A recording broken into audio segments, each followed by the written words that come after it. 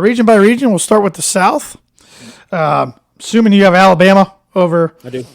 Corpus Christi or Southeast Missouri State. Alabama might be the least favorite team of America, though, coming into this.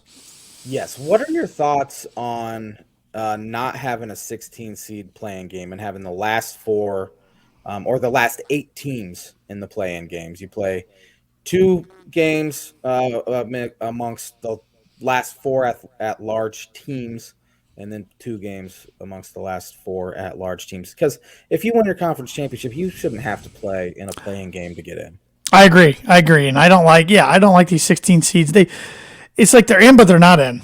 And I don't feel like that's a reward. I mean, you see these teams on Selection Sunday go nuts when their name's announced. It's really cool. It's like, just put them in the field. They're highly unlikely. It's happened one time ever. Got to beat the 1 seed anyway. So the one argument you could make for still having it is it gives them an opportunity to actually get an NCAA tournament win in their history. So that's true. That's true. Part of the reason, but I think they true. deserve to all be in.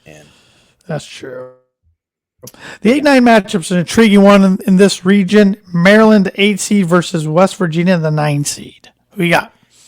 Maryland kind of limped to the finish line a little bit as well. They weren't playing nearly as good basketball, and they really struggle away from the Xfinity Center. So I am actually taking West Virginia. I haven't watched a ton of West Virginia, but I know Bob Huggins' teams always like to press. Does help. Maryland has a vet point guard in Jameer Young.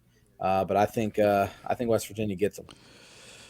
I'm going Big Ten here. I'm going Maryland.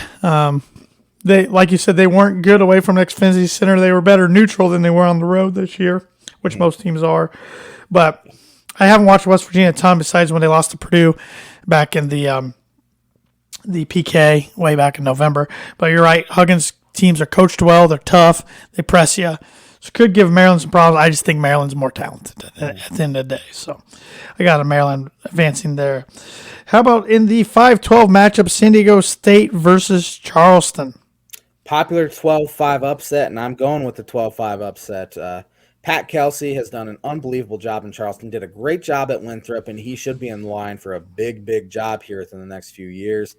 Won over 30 games this year, and I'm picking them to upset the San Diego State.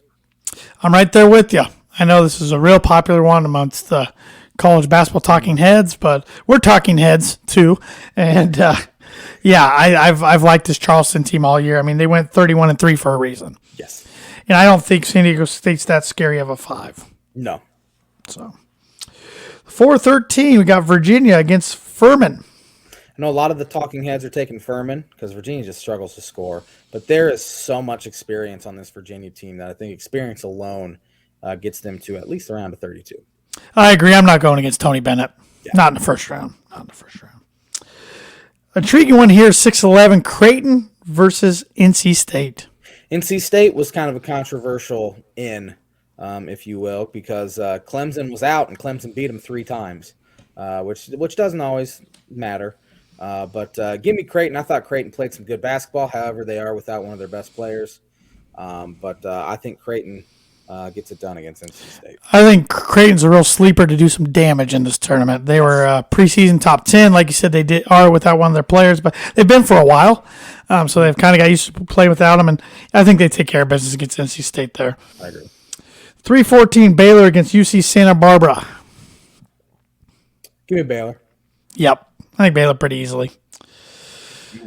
7-seed Missouri against the 10-seeded Utah State.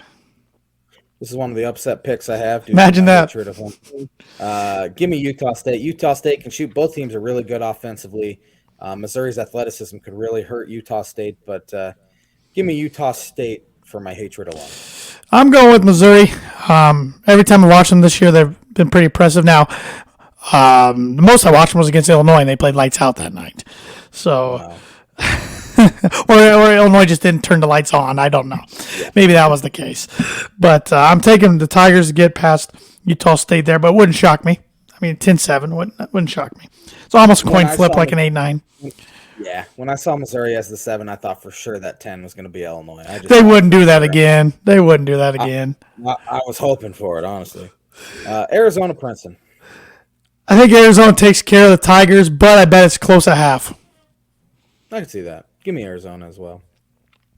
You want to finish out that bracket, or are we going right down to the next one?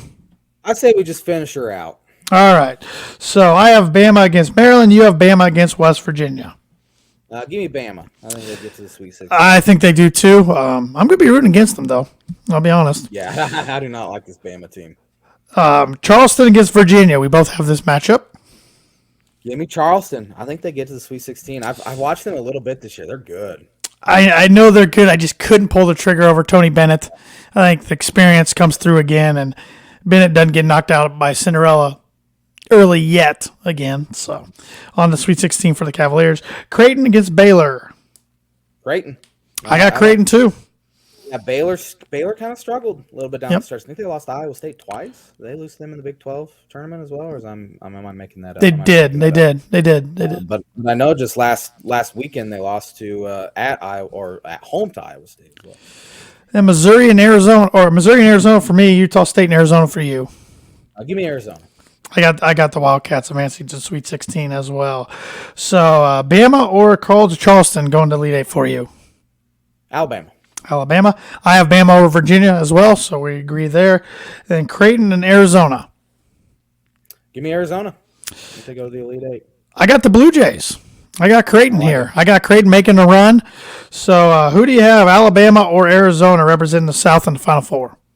I have Arizona going to the Final Four. I like this Arizona team. Tommy Lloyd's done a fantastic job. They are very athletic. They're fun to watch, but I've been burnt so many times by Arizona in my brackets. And Florida State, you're lucky you're not in it this year. I remember the year I had Arizona win it all with when Sean Miller was there, and they lost to a 13-seed Buffalo in the first round. So that's just nightmares on my bracket history. I'm taking Creighton in the upset over Alabama to make the Final Four. I have a 6 seed coming out of the South. Yeah, honestly, this is the year to see like a 6, a 9, a 4, and a 11. I am not confident in my bracket at all.